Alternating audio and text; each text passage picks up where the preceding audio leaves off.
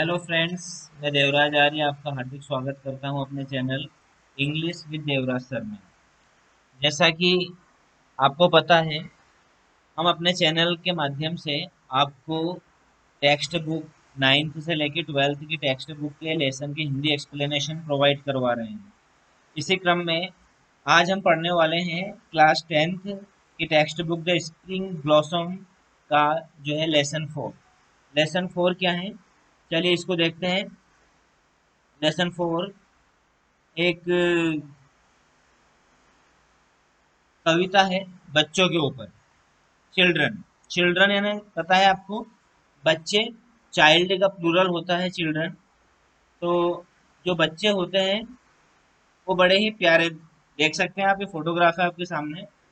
बच्चे जो होते हैं बड़े ही प्यारे होते हैं। उन प्यारे ही बच्चों के ऊपर एक बहुत अच्छे कवि जिनका नाम है H.W. लॉन्ग फेलो, यानी हेनरी वर्ड्सवर्थ लॉन्ग फेलो ने ये कविता लिखी है।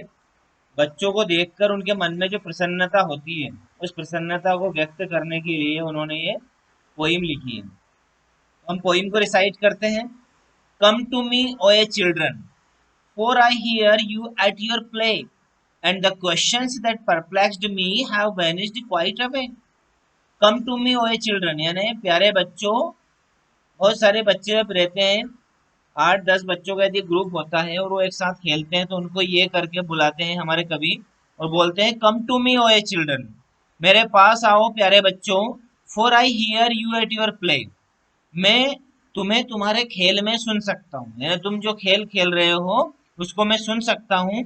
And the questions that perplexed me have vanished quite away, और जब मैं तुम्हें खेलता हुआ देखता हूँ तो जो भी दुविधा, जो भी परेशानियां मुझे रहती है, वो वेनिश्ड हो जाती है। यानी जो प्रश्न मेरे मन में आते हैं, ये दुनिया की तमाम जो है ताम झाम, जितने भी उलझने हैं, जितने भी मेरे अंदर टेंशन होती है, जो मुझे परप्लेक्स्ड करती है, परेशान करती है, वो तुम्हें जब मैं खेलता हुआ देखता हूँ तो तुम्हें देखकर वेनिस्ड हो जाती है, यानी कि गायब हो जाती है। तो फर्स्ट स्टेंजा में हमने देखा कि जो लॉन्ग फेलो है हमारे कवि, वो बच्चों को खेलता हुआ देखते हैं, तो बच्चों को खेलता हुआ देखकर उनके अंदर जो भी परेशानियां थी, जो उन्हें दुविधा में डाल रही थी, जो परेशान कर रही थी, वो सारी वेनिस्ड हो जाती है, गायब हो जाती है। सेकंड स्टेंजा में देखते हैं, ये open the eastern windows that look towards the sun, where thoughts are singing swallows and the brooks of morning run. कहते हैं वो आगे कि ये ओपन द ईस्टर्न विंडोज, ये ओपन द ईस्टर्न विंडोज यानी कि पूर्व की खिड़कियां खोलो। यानी पूर्व दिशा में, पूर्व दिशा एक जो दिशा होती है वो बहुत ही सादगी और बहुत ही ऊर्जावान दिशा उसको माना गया है, क्योंकि पूर्व दिशा से ही सूर्योदय होता है। इसलिए पूर्व दिशा को बहुत ही सादगी और ऊर्जावान दिशा माना गया है। देखिए किस प्रकार विंडो का जिक्र उन्होंने किया है। आपके सामने पिक्चर है कि जब पूर्व में खिड़कियां, यानी कि खिड़कियों को खोलो, किधर खोलो, पूर्व दिशा में खोलो। पूर्व दिशा में अब क्या क्या है हम देख लेते हैं। स्टेंजा पढ़ने के पूर्व, पूर्व दिशा में सूर्य उदय हो रहा है, पक्षी जो है वो उड़ रहे हैं, और साथ में बहुत सारे पहाड़ियों के ऊपर। तो पूर्व दिशा की खिड़कियों को खोलो,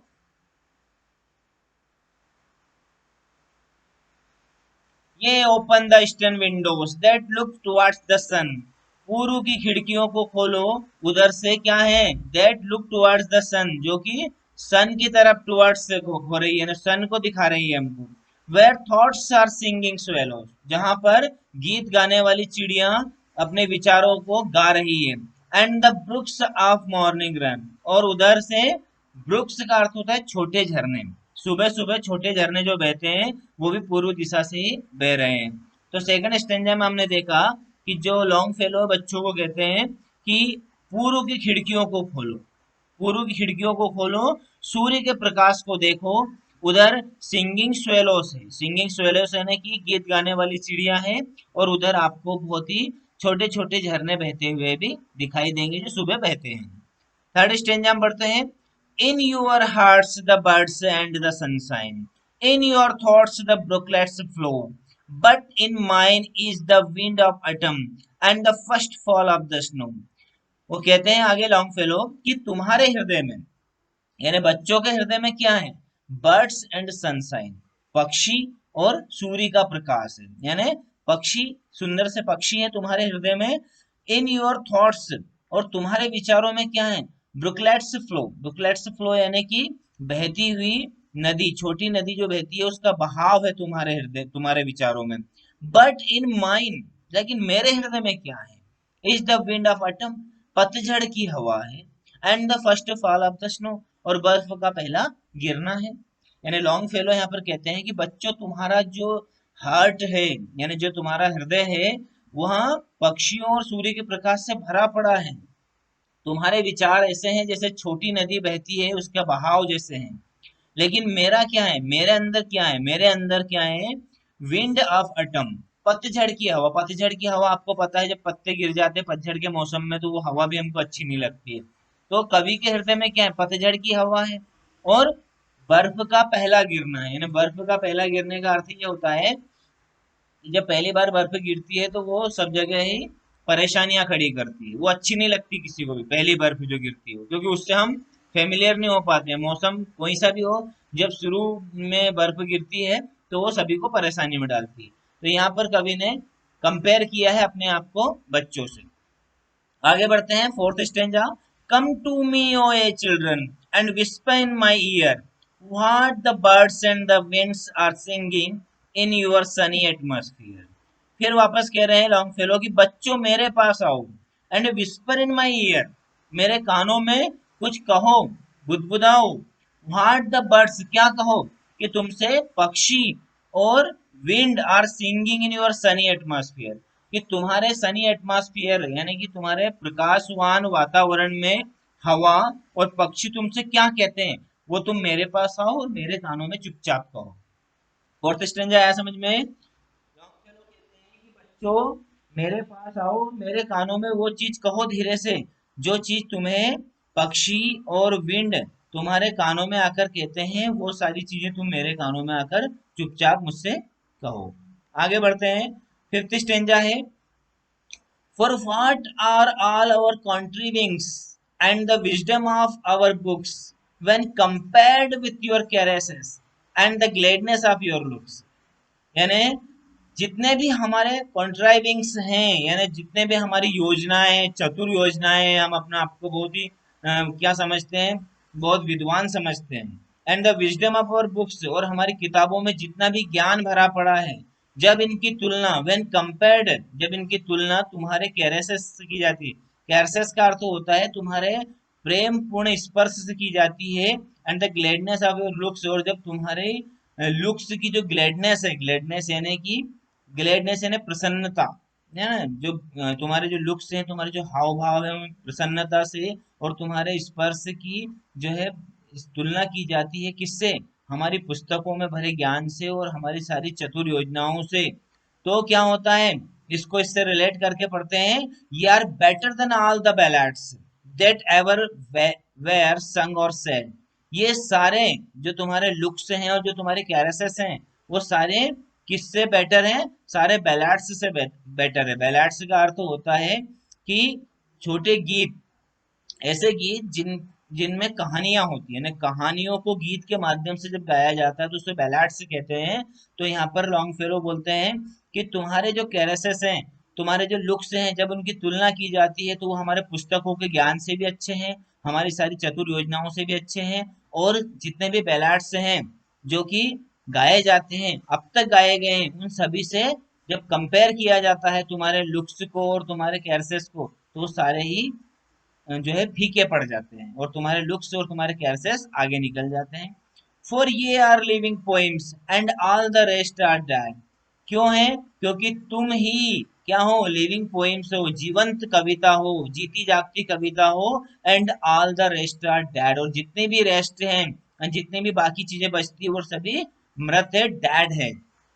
तो बड़ी अच्छी कविता लिखी है हमारे जो अमेरिकन विद्वान थे, अमेरिकन लेखक थे, हेनरी वर्ड्सवर्थ लॉन्गफेलो ने, बच्चों के ऊपर, कि जब बच्चों को हम खेलता हुआ देखते हैं, है ना, तो हमारे जितने भी प्रश्न, जितनी भी दुविधा, जितने भी तनाव होते हैं, वो सारे गायब हो जाते हैं। और बच्चों के हृदय के अंदर क्या है, बच्चों के हृदय के अंदर बर्ड्स और सनशाइन है, और हमारे कवि के हृदय के अंदर, या हम अपने आप को भी जोड़ सकते हैं कि हमारे हृदय के अंदर क्या है, हमारे हृदय के अंदर पतझड़ है, और पतझड़ के अलावा क्या है, बर्फ का पहला गिरना है। और बच्चों के कानों में जो अपनी हवा और पक्षी जो आकर कहते हैं, कवि उस आवाज को भी सुनना चाहता है चुपके से। और जब कवि तुलना करता है किससे, पुस्तकों के अंदर भरे ज्ञान से और हमारे सारे कंट्राइविंग्स से, चतुर योजनाओं से, किसकी तुलना करता है, बच्चों के स्पर्श की, बच्चों के लुक्स की, तो वो सारे ही जो है फीके पड़ जाते हैं बच्चों के लुक्स के आगे, क्योंकि बच्चे जो है क्या है, वो जीवंत कविता हैं। कहा भी गया है कि बच्चे भगवान का रूप होते हैं, और दुनिया की सबसे सुंदर यदि रचना ईश्वर ने की है दुनिया के अंदर, तो वो बच्चों की ही की है, क्योंकि वो बिल्कुल पवित्र आत्मा के होते हैं। अबाउट द पोइम पढ़ते हैं। The present poem is about children. यहाँ जो कविता अभी हमने पढ़ी है, यहाँ बच्चों के बारे में है। The poet says that children spread Joy. कवि कहते हैं कि बच्चे क्या करते हैं, प्रसन्नता फैलाते हैं, खुशियां फैलाते हैं। And relieve us from anxieties of life, और हमें क्या करते हैं, जीवन की दुविधाओं से, चिंताओं से रिलीव करते हैं, मुक्त करते हैं। Their careless happy looks are more valuable than the wisdom of books. उनकी जो केयरलेस हैप्पी वाला लुक्स होता है ना, उनका जो, जब उन दिन भर के थके हारे आते हैं और बच्चों का प्यारा सा चेहरा देखते हैं, उनकी हंसी वाला चेहरा देखते हैं, क्योंकि उनकी हंसी वाला चेहरा कैसा होता है, केयरलेस है ना, बिना फिक्र का। हमको दिन भर फिक्र होती है, केयर ही केयर करते रहते हैं सबकी। बच्चों की जो हंसी होती है, बच्चों के जो लुक्स होते हैं, केयरलेस होते हैं। तो उनका जो केयरलेस हंसी होती है, वो वैल्यूबल होती है, ज्यादा मूल्यवान होती है, किससे, पुस्तकों के अंदर भरे हुए ज्ञान से। He compares them to the sweetest song. कवि क्या करते हैं, बच्चों की तुलना बहुत ही मधुरतम गीतों से करते हैं। To him they are living poems, क्योंकि उनके लिए बच्चे क्या हैं, जीवंत कविता है। एवरीथिंग एल्स इज लाइफलेस, और दूसरी सारी चीजें कैसी है, लाइफलेस है। लाइफलेस यानी कि बेजान है। आया समझ में आपको? अब आगे हम इसके जो डिफिकल्ट वर्ड्स, ग्लोसरी आई है इस पोइम में, उसके बारे में पढ़ेंगे, क्योंकि आप जब इन डिफिकल्ट वर्ड्स का अध्ययन कर लेंगे, तो आपको इसको समझने में परेशानी नहीं होगी। तो पहला मीनिंग है इसका, परप्लेक्स्ड। परप्लेक्स्ड का अर्थ होता है to feel confused and anxious because you do not understand something. दुविधा, आपको बहुत कंफ्यूज होते हैं, आप बहुत ही परेशानी आती है, या बहुत चिंतित होते हैं, क्योंकि आप उस चीज को समझ नहीं पाते। तो परप्लेक्स है ना, आपकी दुविधाएं। वेनिस, वेनिस है ना, टू डिसअपियर सडनली, अचानक गायब हो जाना। Swallow, a small bird with long pointed wings and a tail with 2 points. एक ऐसी चिड़िया जो कि लॉन्ग पॉइंटेड विंग्स, उसके लंबे पंख होते हैं, और एक पूंछ जैसे पंख भी होते हैं, इसमें 2 पॉइंट्स होते हैं, 2 नुकीले सिरे होते हैं ना, गीत गाने वाली चिड़िया। ब्रुक, ब्रुक का अर्थ होता है स्मॉल रिवर, छोटी नदी।